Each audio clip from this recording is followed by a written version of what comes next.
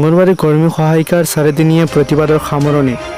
গোৱালপাৰাত আৰক্ষীৰ ঠেলা হেঁচাত সভানেত্ৰী আহত। জুনৰ ভিতৰতে চৰকাৰে দাবী মানি নললে দিছপুৰ কপোৱাৰ হুংকাৰ। অদবসম অংগনবাড়ী কৰ্মী সহায়িকা সন্থাৰ আহ্বান মৰ্মে ৰাজ্যৰ বিভিন্ন জিলাৰ লগতে গোৱালপাৰাতো অংগনবাড়ী কৰ্মী সহায়িকাসকলে 6 দফীয়া দাবীত ৰূপায়ণ কৰা চাৰিদিনীয়া আন্দোলনৰ কাৰ্যসূচীৰ আজিৰ অন্তিম দিনটোত গোৱালপাৰাত উত্তপ্ত পৰিস্থিতিৰ সৃষ্টি হয়।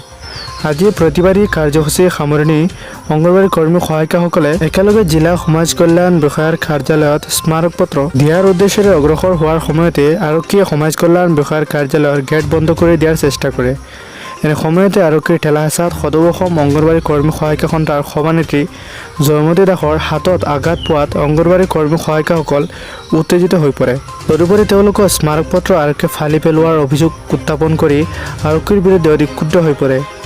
উত্তেজিত মহিলাসকলে জিলা সমাজ কল্যাণ বিষয়াৰ কাৰ্যালয়ৰ গেটতে আৰক্ষীৰ এনে কাৰ্যৰ প্ৰতিবাদ আৰম্ভ কৰে। কাৰ্যালয়ৰ সন্মুখৰে যোৱা গোৱালপাৰা আগিয়া পথ অৱস্থান কৰি ক্ষুদ্ৰ কৰ্মী সহায়িকাসকলে অসম পুলিচ হাই হাই ধ্বনি দিয়ে। প্ৰতিবাদকাৰীসকলে জোনমণি ৰাভাৰ প্ৰসংগ টানি আনি আৰক্ষীক হত্যা কৰাৰো অভিযোগ উত্থাপন কৰি আৰক্ষীক সমালোচনা কৰে।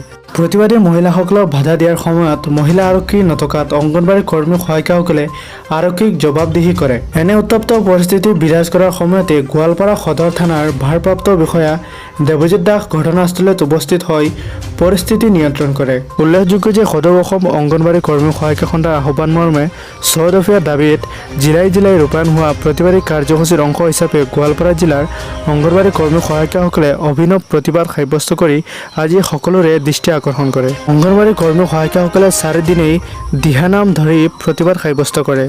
আজিও প্ৰতিবাদী অংগনবাড়ী কৰ্মী সহায়িকাসকলে মানি নোহোৱা মজুৰি লাগে, অংগনবাড়ী কৰ্মী সহায়িকাক চৰকাৰী কৰ্মচাৰীৰ স্বীকৃতি দিয়াৰ ব্যৱস্থা কৰক, অৱসৰপ্ৰাপ্ত কৰ্মী সহায়িকাসকলক এককালীন সাহায্য দিয়াৰ ব্যৱস্থা কৰক, আমাৰ দাবী ন্যায্য দাবী, আমাৰ দাবী মানি লওক আদি বিভিন্ন শ্লোগান দিয়ে।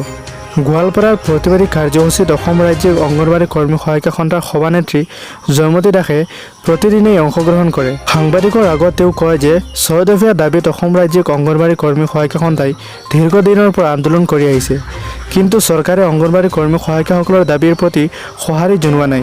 শেহতীয়া 4 দিনীয়া প্ৰতিবাদী কাৰ্যসূচীকো চৰকাৰে গুৰুত্ব নিদিলে। অহা জুন মাহৰ ভিতৰত চৰকাৰে দাবী মানি নললে পৰৱৰ্তী সময়ত লক্ষাধিক অংগনবাড়ী কৰ্মী সহায়িকাই দিছপুৰ কঁপাব বুলি সভানেত্ৰীগৰাকীয়ে হুংকাৰ দিয়ে।